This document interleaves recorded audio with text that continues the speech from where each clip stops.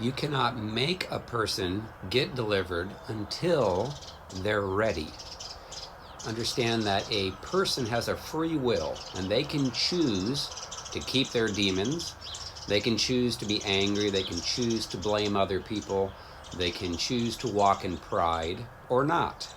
And God gave us all a free will, and we cannot override an adult's free will. Now, in children's case, you do have a little more authority to command demonic stuff to go from them because they're kids.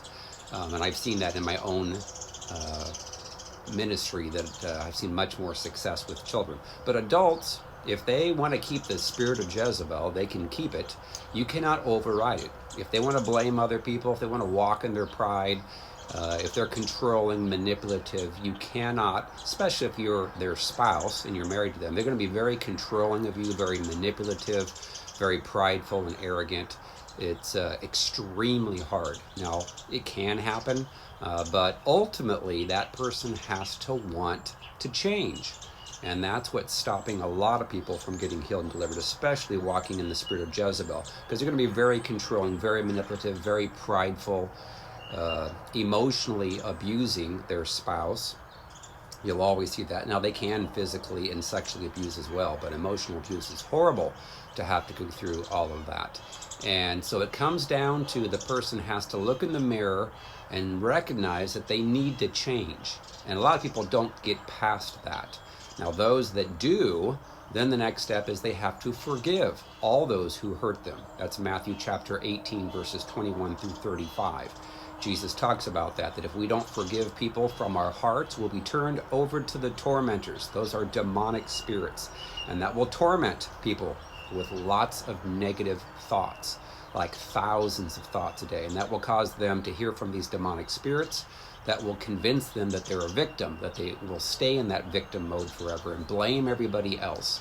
So they have to forgive from their hearts all those who hurt them.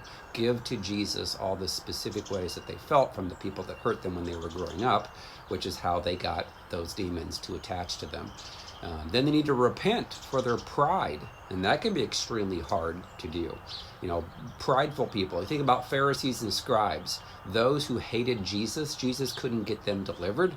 They had a free will, and so they wanted to kill Jesus. That's how prideful that they were, because Jesus would speak the truth to them. They hated him for exposing them to being whitewashed tombs and being vipers and so forth. So there's a lot of modern day Pharisees and scribes in the church who need to repent for their pride.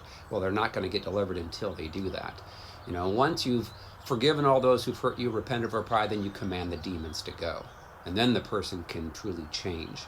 So again, if the person's not ready, it's not wise to try to take them through a session of healing and deliverance until they want it, until they admit that they need to change. So understand that.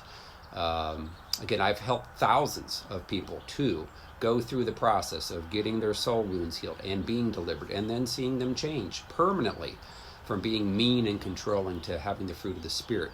I have a book called Freedom from Soul Wounds and Demons. It's helping thousands of people around the world to change.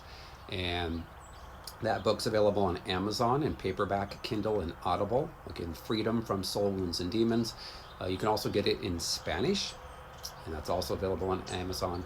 And if you're interested in having me take you through a personal session of healing and deliverance, then go out to our website, restored2tofreedom.com.